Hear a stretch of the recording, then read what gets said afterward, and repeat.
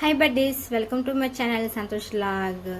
Please కొత్తగా ఎవరైనా నా ఛానల్ చూస్తుంటే సబ్స్క్రైబ్ అయితే చేసుకోండి. నా ఛానల్ అందరూ కూడా చూస్తున్నారు కానీ లైక్ చేయట్లేదు. ప్లీజ్ లైక్ చేయండి. మీరు లైక్ చేయడం వల్ల మీకేం కాదు, కానీ నాకు మీతో పాటుగా వేరే వాళ్ళకు కూడా నా వీడియో అనేది వెళ్తుందనమాట. అందుకనే లైక్ చేయమంటున్నాను.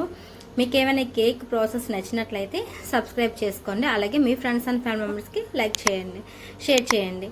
అలాగే ఫస్ట్ నేను వచ్చేసి ఇక్కడ 1/2 kg ఎగ్లెస్ పేస్ట్రీ కేక్ అయితే తయారు చేయబోతున్నాను. ఇక్కడ నేను 1 కప్ అంటే 240 ml కప్ ఉంటుంది కదా, అది తీసుకోండి అనమాట. దానికి 1 కప్ గోధుమ పిండి తీసుకున్నాను. ఇక్కడ నేను చూసారా, మైదా పిండి కాదు, గోధుమ పిండి తీసుకున్నాను. అలాగే 1 table spoon baking powder, 1/2 table spoon baking soda, చిటికెడు ఉప్పు, సాల్ట్ తీసుకుని అన్నీ కూడా బాగా కలుపుకొని పక్కన పెట్టుకున్నాను. నేను డ్రై ఇంగ్రీడియంట్స్ అన్నీ పక్కన పెట్టుకున్నాను. తర్వాత నేనైతే ఇక్కడ 1/2 కప్ అంటే 120 ml పెరుగు అయితే తీసుకున్నాను. పెరుగు బాగా కలుపుకోవాలి. ఇక్కడ నేను హ్యాండ్ బ్లెండర్తో అయినా చేసుకోవచ్చు, బ్లెండర్తో అయినా చేసుకోవచ్చు. నా దగ్గర అలాగే బ్లెండర్ ఉంది కదా అనేసి నేను బ్లెండర్తో చేసుకుంటున్నాను. ఇంకా ప్లఫీగా వస్తుంది కదా అనేసి, మామూలుగానే ప్లఫీగానే వస్తుంది. అలాగే నేను ఇక్కడ 1/2 కప్ షుగర్ పౌడర్ తీసుకున్నాను. నేను అది ఒకేసారి కాకుండా 3 టైమ్స్ అనేది 3 బ్యాచెస్గా వేసుకోవాలన్నమాట. ఒకేసారి వేస్తే అంత ప్లఫీనెస్ అనేది రాదనమాట. 3 బ్యాచెస్గా వేసుకుంటే ఫ్లఫీనెస్గా స్మూత్గా వస్తుంది అనమాట. ఇక్కడ నేను 1 కప్పు స్మాల్ కప్పు ఇక్కడ వెనిగర్ అనేది వేసుకున్నాను అనమాట. వెనిగర్ వేసుకోవడం అంటే ఎగ్లెస్ కాబట్టి వెనిగర్ వేసుకుని టేస్ట్ చాలా బాగుంటుంది అనమాట. అలాగే 1 టేబుల్ స్పూన్ నేను ఇక్కడ వెనిలా ఎసెన్స్ అనేది వేసుకుంటున్నాను. మీరు ఏ కేక్ ఫ్లేవర్ చేయాలనుకుంటే ఆ కేక్ ఫ్లేవర్ ఎసెన్స్ అనేది వేసుకోవచ్చు అనమాట. నేను ఇక్కడ చాక్లెట్ కేక్ తయారు చేయబోతాను కాబట్టి వెనిలా ఎసెన్స్ తీసుకున్నాను. ఇక్కడ నేను మిల్క్ వేయట్లేదు, సో అందుకని నేను ఇక్కడ మిల్క్ పౌడర్ అయితే వేస్తున్నాను. 2 టేబుల్ స్పూన్ అయితే మిల్క్ పౌడర్ అయితే తీసుకుంటున్నాను. దీని ప్లేస్లో మీరు మిల్క్ అయినా తీసుకోవచ్చు. ఒక 30 ml 40 ml మిల్క్ తీసుకోవచ్చు. సో నా దగ్గర ప్రజెంట్ మిల్క్ లేదని మిల్క్ పౌడర్ తీసుకున్నాను. అదేం కాదు, బాగానే వస్తుంది. రెండు కూడా బాగా మిక్స్ చేసుకుంటున్నాను. ఒకేసారి కాకుండా ఇది కూడా 3 బ్యాచెస్గా వేసుకోవాలన్నమాట. ఒకే డైరెక్షన్లో తిప్పుకోవాలి, ఒకేసారి ఫోర్స్గా తిప్పకూడదు. అలాగే కేక్ మిక్చర్ కూడా ఎక్కువగా ఓవర్ బీట్ కూడా చేయకూడదు. చూసారా, ఇలాగ బ్యాటర్ అనేది రావాలన్నమాట. పడుతుంటే ఇక రిబ్బన్ కన్సిస్టెన్సీ అనేది రావాలి. అలా వస్తే మనకి బ్యాటర్ అనేది బాగా రెడీ అయిందని అర్థం అనమాట. ముందుగా నేనైతే కేక్ టీని అయితే రెడీ చేసుకుంటున్నాను. ఆల్రెడీ నేను ప్రీహీట్ చేస్తాను. ఫుల్గా ఆయిల్ అనేది గ్రీజ్ చేసుకుంటున్నాను అనమాట. నేను ఆయిల్ వేయడం మర్చిపోయాను, అందుకే లాస్ట్లో మళ్ళీ ఆయిల్ వేసి చూపిస్తున్నాను. ఆయిల్ కూడా 30 ml ఆయిల్ అనేది వేసుకోవాలన్నమాట. ఇవన్నీ బాగా మిక్స్ చేసుకోవాలి, స్లోగా మిక్స్ చేసుకోవాలి, ఫాస్ట్గా కాకుండా. నేను ఇక్కడ బటర్ పేపర్ కూడా అప్లై చేయట్లేదు, ఆటాయే కొంచెం వేసుకుని డస్ట్ చేసుకుంటున్నాను ఫుల్గా కూడాను.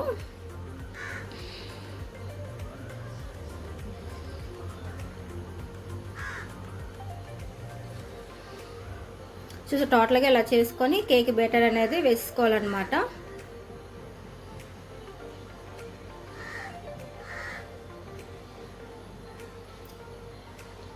ఇక నేను ఆల్రెడీ ప్రీహీట్ చేసుకున్నాను కదా, దాంట్లో అయితే పెట్టేసుకున్నాను. చూసారా, నేను కుక్కర్లో పెట్టుకున్నాను. 35 మినిట్స్ అయితే నేను తర్వాత చూస్తాను. 35 మినిట్స్ తర్వాత చూసారు ఎంత బాగా కుక్ అయిందో. టూత్ పిక్ పెట్టాను, చాలా స్మూత్గా అయితే వచ్చేసింది అనమాట. ఇన్ కేస్ మీకు 35 మినిట్స్కి రాలేదంటే మీరు ప్రీహీట్ చాలా తక్కువ చేసి అని అర్థం అనమాట.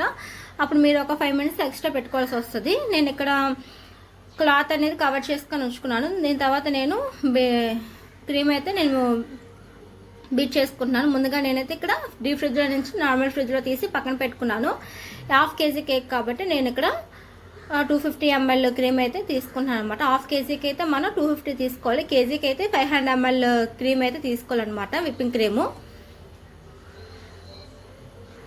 తీసుకొని ఒకేసారి కాకుండా ఫస్ట్ 1 డైరెక్షన్లోని బీట్ చేసుకోవాలి.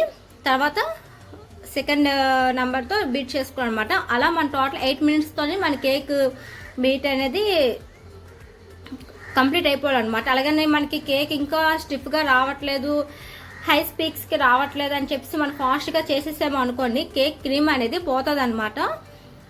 చూసారా, ఇలాగా రిబ్బన్ కన్సిస్టెన్సీ ఇలా వచ్చింది కదా, ఇలా అనేది ఇలాగానే వచ్చిందంటే పర్ఫెక్ట్గా క్రీమ్ అనేది మనది స్టిఫ్గా హై స్పీక్స్గా మనకు వచ్చిందని అర్థం అనమాట. చూసారా, కిందకి వేసినా కూడా పడట్లేదు, పర్ఫెక్ట్గా వచ్చింది. టోటల్ టైం నాకైతే 8 మినిట్స్లో నాకు పర్ఫెక్ట్గా వచ్చేసింది. మీరు 10 మినిట్స్ 12 మినిట్స్ 15 మినిట్స్ కానీ ఎక్కువ చేస్తే క్రీమ్ అనేది పోతుంది. చూసేటప్పటికి ఇలాగే ఉంటుంది, కానీ మేము కేక్ పైన పెట్టేటప్పుడు మాత్రం అది కొంచెం నురగగా వచ్చేస్తుంది, డిజైన్ అనేది బాగా రాదనమాట. సో మీరు ఎంత తక్కువగా బ్లెండ్ చేసుకుంటే అంత మంచిది అనమాట. మా ఫ్రిడ్జ్ కొంచెం చిన్నది కాదు అనేసి నేను ఆల్రెడీ డొక్కుతూ ఉంటుంది కదా వైట్ కలర్, దాన్ని నేను వేరే ఐస్ క్రీమ్ డబ్బాలో సిప్ చేసుకొని పెట్టేసుకున్నాను అనమాట. అలా అయితే మనం తీసుకోవడానికి కూడా కొంచెం బాగుంటుంది కాదు అనేసి. చూసారా, నేను బటర్ పేపర్ పెట్టకపోయినా చాలా సింపుల్గా కేక్ అనేది వచ్చేసింది. ఎంత పఫీగా వచ్చింది తెలుసా, ఎగ్లెస్తో కేక్ చూసి ఎంత బాగా వచ్చిందో. ఇక్కడ పైన అలాగ ఎందుకు వచ్చింది తెలుసా, నేను ఆయిల్ లాస్ట్లోని మిక్స్ చేశాను కదా, సో అందుకనేసి ఇలా వచ్చిందనమాట.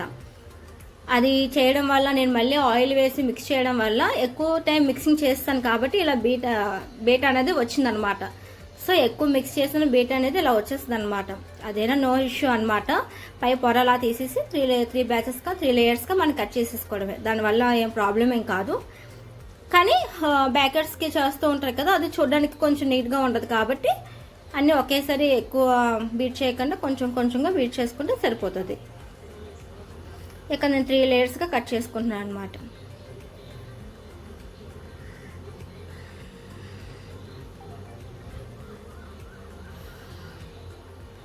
చూసా లేయర్స్ అంత బాగా వచ్చింది, అంత ఫ్లఫీగా కూడా వచ్చిందో, స్మూత్గా చాలా వచ్చింది. మైదాతో కాకుండా గోధుమ పిండితో ఎంత ఫ్లఫీగా వచ్చిందో. నేను ఇంట్లోనే తయారు చేస్తున్నాను కాబట్టి గోధుమ పిండి చేశాను. మీరు హోమ్ బేకర్స్ కాబట్టి బేకరీ స్టైల్ కేక్ రావాలి కాబట్టి మీరైతే మాత్రం మైదాతోనే చేయాలి. నేను ఇక్కడ 1/2 kg కేక్ని 4 లేయర్స్గా కట్ చేశాను. నేను ఆల్రెడీ ఫస్ట్ లేయర్ అనేది కొంచెం బేట్ ఇచ్చేసింది కదా అనేసి పక్కన పెట్టేశాను. తర్వాత 4 లేయర్స్గా కట్ చేసుకున్నాను నేను. యాక్చువల్గా 4 లేయర్స్ కన్నా 3 లేయర్స్ కట్ చేసుకుంటే కేక్ అనేది తినేటప్పుడు చాలా బాగుంటుంది అనమాట. నాకు లేయర్స్ ఎక్కువ బాగా వస్తుంది మీకు చూపించడానికి అని చెప్పేసి నేను 4 లేయర్స్ అయితే కట్ చేసుకున్నాను. 3 లేయర్స్ కట్, 1/2 ఇంచ్ అనేది లేయర్ అనేది మనకైతే ఉండాలి. 1/2 ఇంచ్ లేయర్ ఉండదు, అలాగే 1/2 ఇంచ్ క్రీమ్ అనేది ఉండాలి. అలా చేసుకొని మనం డెకరేషన్ చేసుకుంటే చాలా పర్ఫెక్ట్గా టేస్ట్ అనేది చాలా బాగా వస్తుంది అనమాట. చూసారా, కేక్ మామూలుగా ఫ్లఫీనెస్ చూస్తేనే తినాలనిపిస్తుంది, అంత ఫ్లఫీగా అనేది వచ్చింది గోధుమ పిండితో. డెఫినెట్గా మీ ఇంట్లో ఎప్పుడైనా బర్త్డేస్ చేయాలనుకుంటే ఇంట్లోనే గోధుమ పిండితోనే చేసుకోండి, హెల్తీగా చాలా బాగుంటుంది. మైదా అంత హెల్తీ కాదు కాబట్టి బయటకి ఇస్తే నో ప్రాబ్లంగా ఇంట్లోనే చేసుకుంటామని ఇలా గోధుమ పిండితో తయారు చేయండి. చూసి అంత పర్ఫెక్ట్గా వచ్చింది, మీకు కూడా డెఫినెట్గా ఇలానే వస్తుంది.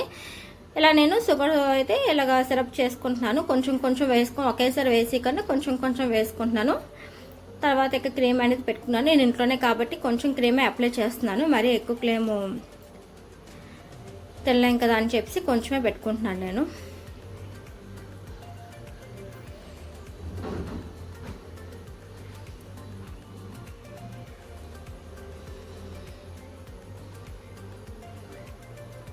ఇలా కొంచెంగా ఒకేసారి పెట్టుకొని కొంచెంగా లేయర్స్గా పెట్టుకోవాలి.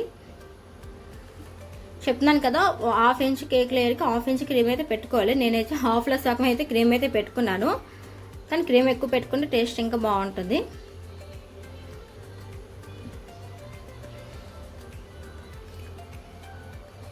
ఇక నేను ఆల్రెడీ డార్క్ కాంపౌండ్ని కొంచెం విప్పింగ్ క్రీమ్ అనేది వేసి కలుపుకొని ఇలాగ నేను చాక్లెట్ సిరప్ అయితే రెడీ చేసుకుని పక్కన పెట్టుకుని ఇలా వేసేసుకున్నాను అనమాట. దీనివల్ల టేస్ట్ అయితే చాలా బాగుంటుంది. ఇలా కాకుండా మీరు మామూలుగా చాక్లెట్ డార్క్ కాంపౌండ్ని గ్రీస్ చేసైనా వేసుకోవచ్చు, నెక్స్ట్ చిన్న ముక్కలు చేసైనా వేసుకోవచ్చు అనమాట. ఇలా అయితే కొంచెం వారలుగా మిక్స్ అవుతుంది కదా అని చెప్పి ఇలా వేసుకున్నాను. దీనిపైన చాకో చిప్స్ వేసుకుంటే తినేటప్పుడు మనకి చిప్స్ అనేది మధ్యలో తగులుతుంది, చాలా బాగుంటుంది, టేస్ట్ కూడా చాలా బాగుంటుంది. నేను చిప్స్ అయితే యాడ్ చేయలేదు, ఓన్లీ సిరప్పే వేసుకున్నాను. సెకండ్ లేయర్ అయితే పెడుతున్నాను. సేమ్ సెకండ్ లేయర్ కూడా అలాగే షుగర్ సిరప్ అనేది వేసుకొని క్రీమ్ అనేది వేసుకోవాలి, సేమ్ ప్రాసెస్.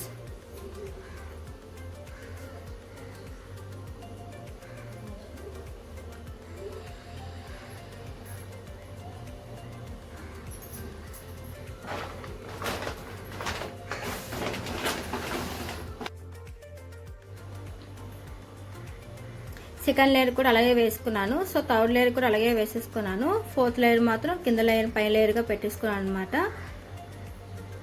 సేమ్ ప్రాసెసే కదా అని చెప్పి నేను వీడియో అయితే కొంచెం ఫాస్ట్గా పెట్టాను అనమాట.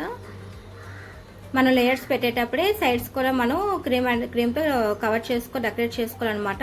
ఒకేసారి మనం చేసుకున్నాం అనుకో అంత ఫినిషింగ్ అనేది అంత బాగోదన్నమాట. మన లేయర్స్గా పెట్టేటప్పుడే సైడ్స్ కూడా మనం క్రమ్స్ అనేది క్లోజ్ చేసుకుని డెకరేట్ చేసుకోవాలన్నమాట. అలా చేసుకుంటే ఫినిషింగ్ కేక్ మనం క్రమ్ కోట్ చేసిన తర్వాత ఫినిషింగ్ అయితే బాగుంటుంది. క్రమ్ కోట్ కూడా ఈజీగా మనకైతే అయిపోతుంది అనమాట.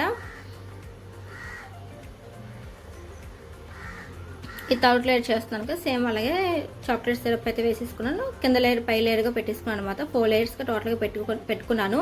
యాక్చువల్గా హాఫ్ కేజీ కేక్ మనం 2 లేయర్స్ పెట్టుకొని 2 లేయర్స్ పెట్టుకుంటే కేక్ అనేది చాలా బాగుంటుంది. బేకరీస్లో అయితే హాఫ్ కేజీకి 2 లేయర్స్ కట్ చేస్తారు. కానీ నేను లేయర్స్ బాగా వచ్చాయి కదా మీకు చూపించడానికి, ఫ్లఫీగా వచ్చింది, అంత స్మూత్గా వచ్చింది గోధుమ పిండితో అని చెప్పడానికి నేను 4 లేయర్స్ అయితే కట్ చేశాను. క్రమ్ కోట్ అయితే ఎలా అయింది. దీన్ని అయితే ఫ్రిడ్జ్లో పెట్టుకోలేక మినిమం ఒక 10 మినిట్స్ అని ఫ్రిడ్జ్లో పెట్టుకుంటే ఫినిషింగ్ అనేది బాగా వస్తుంది. టైం లేకపోతే ఎలా అయినా చేసుకోవచ్చు, నో ఇష్యూ. నాకు టైం ఉంది కదా, నేను ఆల్రెడీ 10 మినిట్స్ ఫ్రిడ్జ్లో పెట్టుకున్న తర్వాత డెకరేషన్ అనేది స్టార్ట్ చేశాను. ఇక్కడ నేను కొత్తగా ట్రై చేద్దామని బాస్కెట్ నోజల్ తీసుకొని సైడ్స్ బాస్కెట్ టైప్లోగా 4 సైడ్స్ కూడా పెట్టుకున్నాను, పైన కూడా పెట్టుకున్నాను.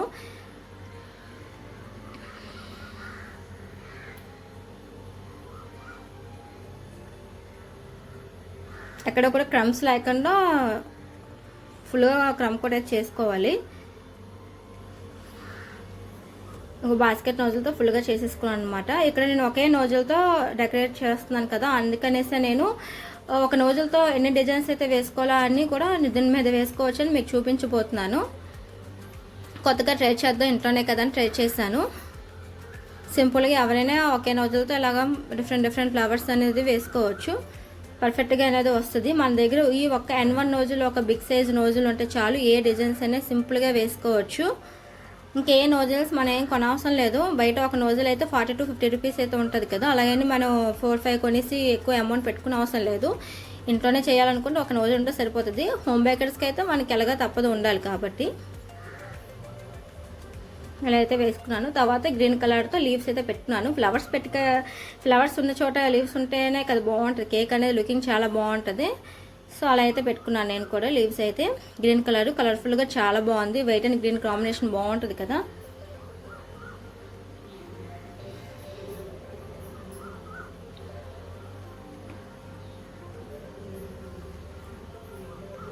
ఇలా అయితే వచ్చింది, చాలా బాగుంది. కొత్తగా ట్రై చేశాను కానీ బాగానే వచ్చింది, కలర్ఫుల్గా వచ్చింది. చూడడానికి కూడా లుకింగ్ చాలా బాగుంది. టేస్ట్ కూడా ఇంకా ఆసమ్, అంటే చాక్లెట్ ఫ్లేవర్ కేక్ అంటే ఇంకా చెప్పనవసరం లేదు, అంత టేస్ట్ అంత పర్ఫెక్ట్గా వచ్చింది. మీకు ఈ కేక్లో ఏమైనా డౌట్స్ ఉన్నా ఏమున్నా సరే నన్ను కామెంట్లో అడిగండి. ఏ డౌట్స్ లేకపోయినా జస్ట్ కేక్ బాగుందనుకో అనేసైనా కామెంట్ చేయండి. మీరు కామెంట్ చేయడం వల్ల మీరు కూడా వీడియో చూస్తున్నా అనేసి మాకైతే కొంచెం మాకైతే కొంచెం హ్యాపీనెస్ అయితే ఉంటుంది. ఇంకా మాకు మోర్ వీడియోస్ తీయాలనే ఇంట్రెస్ట్ అయితే వస్తుంది. సో డెఫినెట్గా కామెంట్ అయితే చేయండి, లైక్ చేయడం మాత్రం మర్చిపోవద్దు. ఇంత బాగా చేసిన కేక్ని లాస్ట్లో ఫ్రిడ్జ్లో పెట్టేసరికి హ్యాండ్ స్లిప్ అయ్యి మొత్తం కేక్ అనేది కింద పడిపోయింది అనమాట.